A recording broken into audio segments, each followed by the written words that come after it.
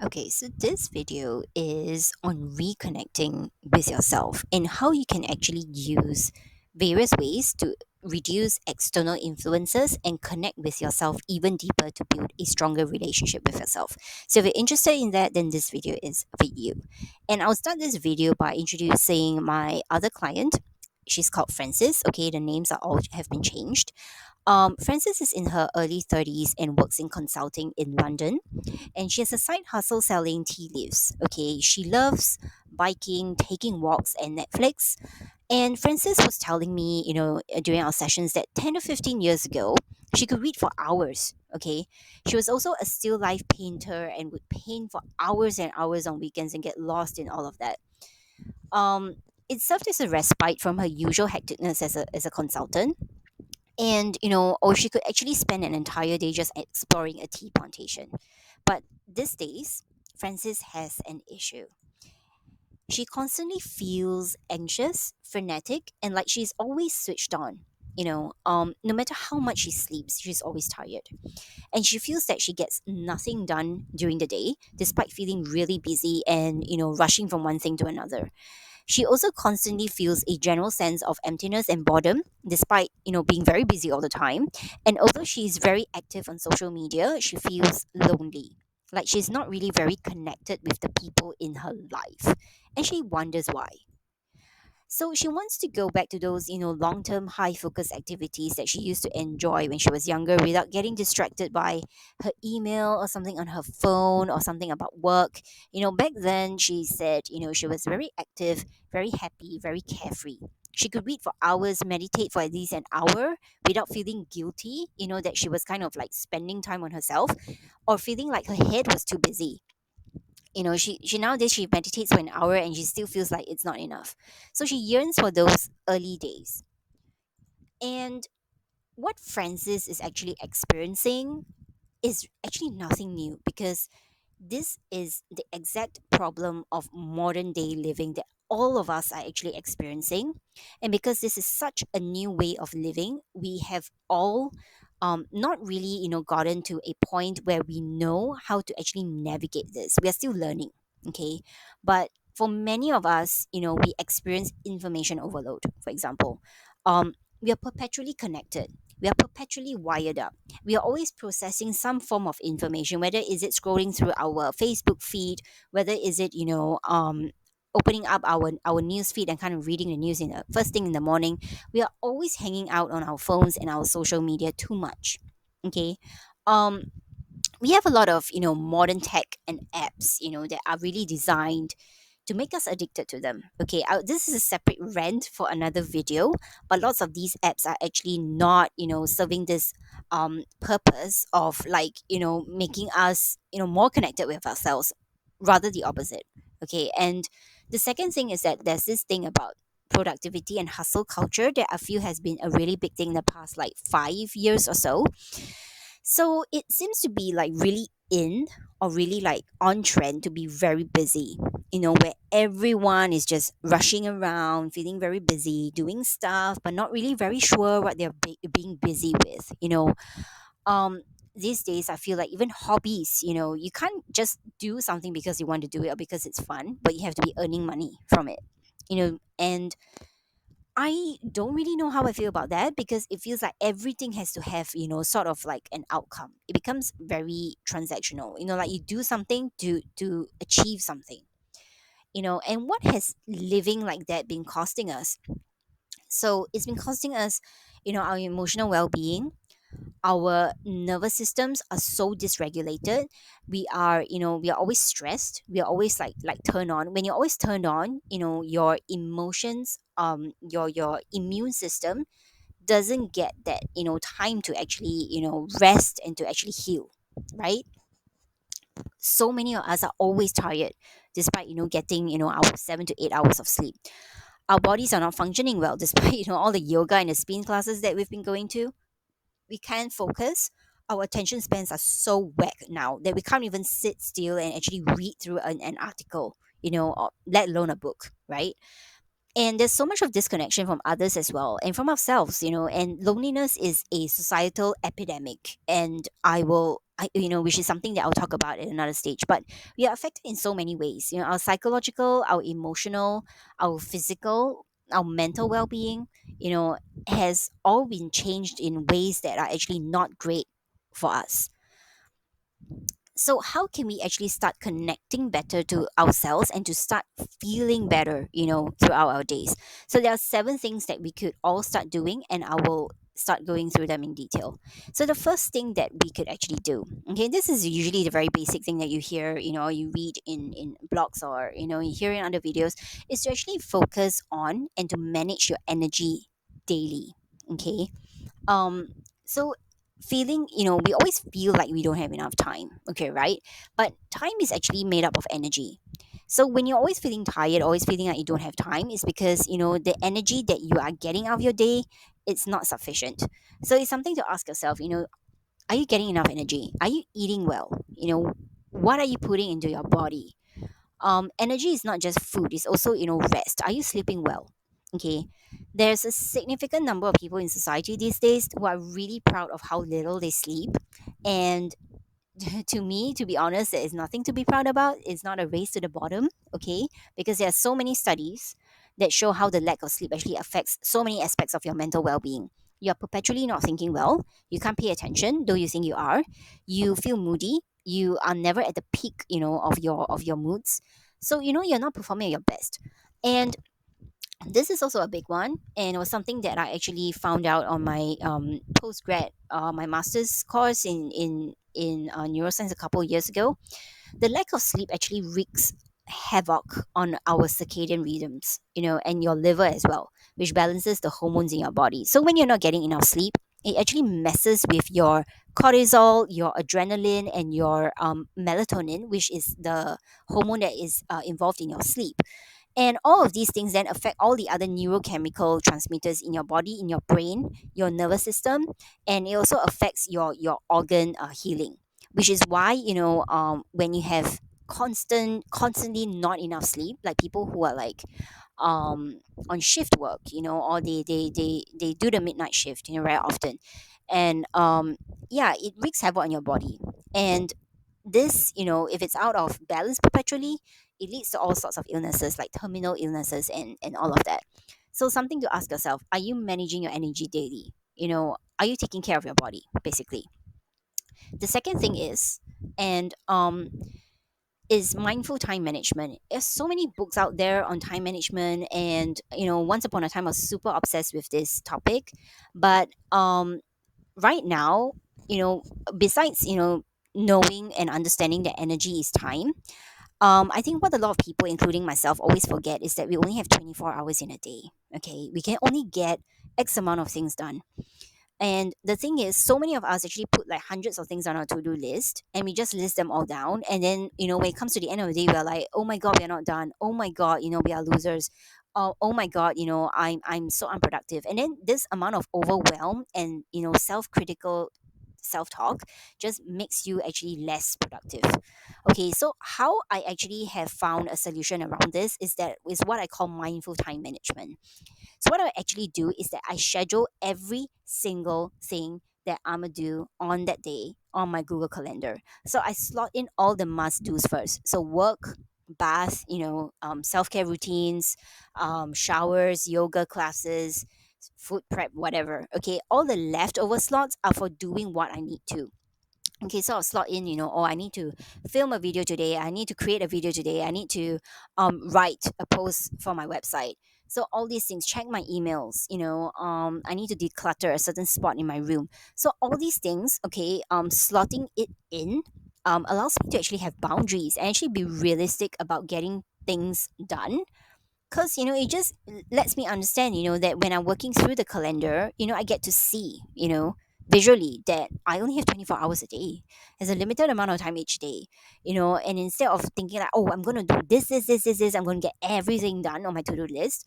um I get to see that, yeah, time is limited, and it's okay if I don't finish everything. And another thing that this mindful time management practice has actually also allowed me to do is that it's allowed me to estimate how much time each activity takes. Okay, and many of us are actually pretty bad at doing this, including myself. Um, because we're always looking for sexy ways of time management, but time management is actually really just like doing the not sexy things. So for example, timing yourself, the first few times you have to say write an essay or to check your email inbox. Time yourself. How much time do you take? And keep doing this for a couple of times, and then you get a better idea later on of how much each particular activity actually takes. And it's a better it helps you to better estimate your activity hours, because there's so many times you are like, oh, like checking emails only take 10 minutes, and we always underestimate the time that we take to do something. Oh, decluttering, it just takes like 30 minutes, and before I know it, 2.5 hours have passed, and you get annoyed with yourself. So do time yourself, and do also work within boundaries of a calendar, physical or digital, that will make you actually feel realistic and more grounded about how you actually plan your time through the day. The next one is, to connect back with yourself, is this conscious consumption of social media or any media. um I've done a couple of digital detoxes a couple of times a year. So what I do is that I don't, do any unconscious screen time or scrolling. I stopped unconscious scrolling, so I don't even get on the app on my phone. Okay, I don't have Facebook on my phone. I have IG, Instagram, but I don't scroll. Okay, I don't scroll, and whenever I have the urge to scroll, I stop myself and I do something else. So anything that that I do on my phone or my laptop, this is a rule to myself, has to contribute to my life in some meaningful way. Okay, so for example, I will get on my laptop or my phone only if, like, I have something to write for my book, or there's a business thing I need to attend to. I need to read a book. I need to clear my emails. Okay, so there's no reading, entertainment, or gossip sites or whatever on my devices. Okay, and this is I feel some of the worst influences, and time sucks in my opinion. Okay, they only dull your senses and your mind as well. They fill your heads with all sorts of unnecessary information about randoms and strangers and celebrities that you will never meet, never know, that contribute nothing to your life. Um, yeah, they're just taking up your time, keeping you away from your goals and from your dreams. So filter out any digital information that is not useful at all to you or your life. And whenever you feel like, getting on Instagram and scrolling for hours, and before you know it, 6 hours have gone, just remember that time is finite. Your life is like a huge Google calendar. Okay. um and you have to use it well. Okay, you have to use it well. You have to plan it well. You can rest, but your rest also has to be something that is, that is meaningful, that is real rest. And it's not like rest is like, oh, checking out what this celebrity has been doing. They don't matter. You matter. So plan your time well, use it well, and be mindful of how you're using social media and any form of digital technology. The next thing is cutting out the unnecessary stuff out of your life. So I talked a bit about, the physical, I mean the digital, but there's also the physical, physical stuff, physical clutter in your house. Like I have been wanting to clear my place for a while now, because I feel like it's so cluttered. And anything that you can organize and give away, do so. um Digital clutter, so it's besides social media and all that, but it's like, subscriptions, that you no longer use, email newsletters you no longer open, gym memberships that you no longer go to the gym for like maybe 12 months. Like, it's time to maybe reconsider and cancel the subscription. um yeah, things like that. So when you clear things out, you feel that, it's no longer occupying mental space. It's no longer at the back of your mind. I don't know how it works, but it's really interesting. I mean, even if you declutter like physical space in your room, you feel like, oh my god, you have so much space to maneuver, and there's also so much space, clean space, that your mind feels so good just looking at it. So learn to cut out the unnecessary stuff, digital and physical, out of your life. The fifth tip that you could use is, this is going a little bit higher level, a little. So it's about being incredibly conscious about who you let into your life and the conversations that you're actually having with various people. Okay, so for me, I'm very conscious about who I'm allowing into my personal bubble and my personal space. Okay, I draw boundaries at their behaviors, and I don't allow any emotional dumping. Okay, so many of us, we tend to hang out with people that we don't even really like. Okay, if you think about it, I'm like, I used to do that as well. Like I'll hang out with friends that I don't even whose company I don't even enjoy, and I'm like, why do we do this to ourselves? You know, whenever you feel like you're obligated to go to this gathering or this party or whatever, just ask yourself, do you even like these people? Do you even like their company? Are you even going to be enjoying yourself there?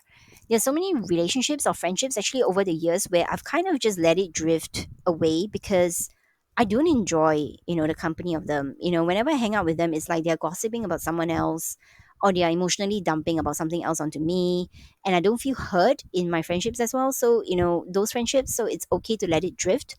Um, think about the conversations that you're having with the people as well. Do they nourish you?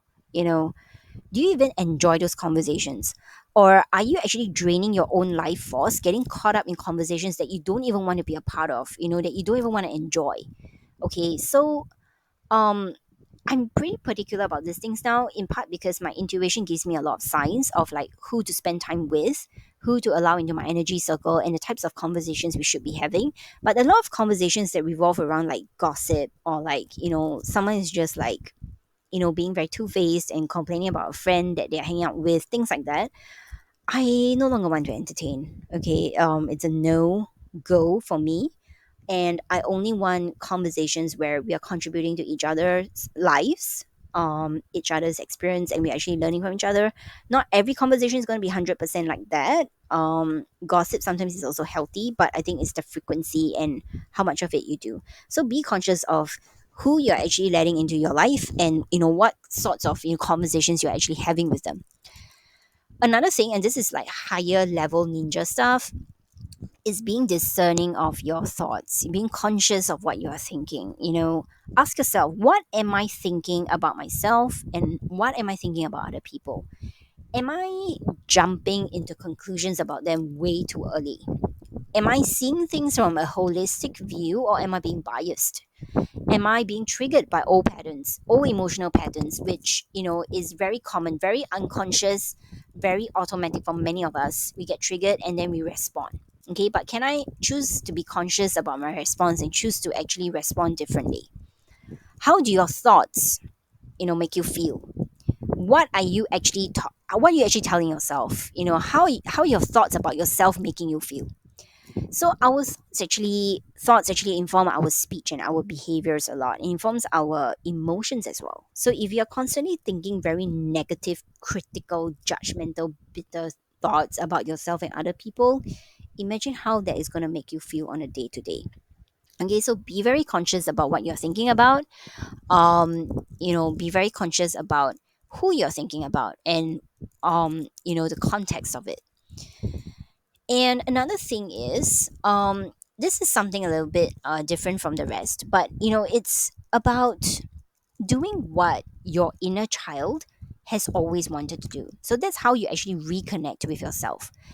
So you show up for your little girl or your little boy and you do what she always loved doing. Okay, ask yourself what sparks joy for you. Okay, this sounds so Marie Kondo-ish, but really, what sparks joy for you? What sparks joy for that little girl or that little boy in you? What have you always wanted to do but never gave yourself permission to do as a child, or you never had a chance to do as a child? Maybe because you live in a culture that you couldn't do certain things or your parents were really strict. Okay, so for me, I've been tuning into my inner child for the past couple of months because I've been doing a lot of inner child work. And I've been gravitating towards a lot of very quiet, calming activities, more silence, more ASMR type of audios, sound healing sources, meditation. I've been reading a lot as well. I've been journaling. I've been just listening to, lyricless jazz music because I found out that my inner child really loves jazz. I've been writing a lot. I've been watching a lot of really artistic movies. You'll be surprised how much you can um, actually read or journal or meditate or whatever once you actually tune out of the online chatter. Yeah. So do tune in with your inner child and do what your inner child has always wanted to do. It brings you this sort of, nostalgia and happiness that can actually really help you to regulate your emotions and your immune system a lot better. Okay, so those are the seven key things and that you can start doing. So kind of want to touch a bit on, like, why is it so important to limit external influences and what we are consuming. You may not even know this or be aware of it, but whenever we are reading or taking in information or listening to someone, talking to someone, scrolling our social media, we are actually absorbing, number one, the opinions of others, and number two, the energy of others. And I always advocate standing in your own truth and being very discerning, and sometimes even straight up ignoring other people's opinions and other people's energy. Because over time, you'll find that your mind, your actions, your thoughts, your feelings, your behavior are actually filtered through other people's beliefs if you always take in information from other people. Okay, living a life that is influenced by what others tell you isn't a life of true happiness or freedom. It's actually about giving your power away to others. Okay, and secondly, um, a lot of people may not really understand this, but whenever you engage in anything external that involves others, especially social media, you are actually absorbing the collective energy from others. Have you ever actually felt exhausted, anxious, confused, dazed, tired, after you've been scrolling your Instagram feed? And you aren't only just taking in information, you're taking on everybody's thoughts, feelings, and vibrations, that they are projecting onto the platform. A post is not just a post. A post, encapsulates what the person is actually thinking, feeling, vibing with when they actually post it onto the web, on the webs, post it onto Instagram. um your friend, sharing, or dumping on you about like how her parents are like so annoying for the umpteenth time over sushi. She is also bringing a certain type of energy to you, which is why, certain people, after you hang out with them, you just feel so exhausted. And with certain other people, you don't, you feel actually really happy, after, you part ways. All these have reasons. It's because of the energy and the emotions and the thoughts that these people actually bring into our interactions with us, be it online or offline. And this is why I always advocate for, just staying away from social media if you can, because scrolling, unconscious scrolling for nothing is, you're just taking on, other people's like vibes and other people's energy, when you don't even need to. All right. So some a question that a lot of people kind of ask me as well is like, how would you know if like this whole sensory deprivation thing is actually working? Okay, how do you know that you are actually like on the path to feeling better? Okay, and the biggest sign is that you begin to feel like you understand yourself so much better. You start to get a little bit better at recognizing and tending to your needs. You recognize your emotions so much better, and this is a big one. Your mind is so clear. Okay, it's like the fog has lifted, and you finally can see, can think, and you can make decisions so quickly. This was my personal experience when I started to weed out a lot of these bad habits and bad um like unnecessary information from my life. My mind was so clear because it was no longer cluttered. And the biggest sign of all is that your previous behaviors and your previous interests will no longer interest you. And I don't mean like, the good type of hobbies, but your desire to like, scroll your Instagram feed, desire to watch TV mindlessly, desire to get on gossip sites, essentially, activities that are frittering your time away, that are not actually genuine hobbies and are not actually contributing anything productive to your life. You find that those things don't matter anymore. You no longer like, oh, I'm bored, let me just open up my Instagram feed and scroll. You no longer want to do that. You start to want to spend less time around people as well whom you don't really vibe with, and you just start to become an, overall a very different person. You feel like, you have healthier habits, you can deal with issues and challenges in life a little bit better. That's not to say that, when you do this sensory deprivation like stuff, or you start to be more discerning about your external influences, that you no longer have any downs in your life. There are definitely going to be ups and downs, but you deal with the downs a lot better, and from a much safer, healthier space for yourself. You are able to know what to do, and you know how to react to certain, certain situations. You know how to take care of yourself. Okay, and all these things are just amazing. When I started to kind of, be more discerning about who I wanted to spend time with as well, I found that a lot of my activities actually changed, because with certain people I was just only very focused on like celebrity gossip. But when we were no longer in each other's lives or life experiences, um I no longer cared about the celeb gossip, and celeb gossip to me is actually very low vibe activity. So I no longer had to feel that energy around me. So you just feel like a very different person. And that's when you start to know that, all these, that you're cutting out the right external influences. So, um, with that in mind, just to wrap up, I do have a reconnecting with your real self workshop that I'm actually going to be running soon, because I've been receiving a lot of questions about this. And one of the biggest questions I get is that people just don't know where to start. They don't know how to connect with themselves, and they don't know what their real self actually looks like. Okay, so a lot of my work, or like basically my entire work, is centered on healing yourself and building your self love, self compassion, self confidence, whatever, from within, so that you can manifest what you want on the outside. So the sign up form is in the description box, and do check it out and sign up if you're interested. I'll send you more details after that. And I've also linked two important resources down in the description. The first is my book on self love.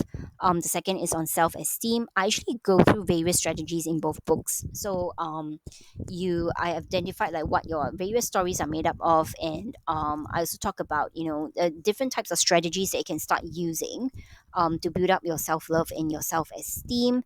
All these are linked in the description box below.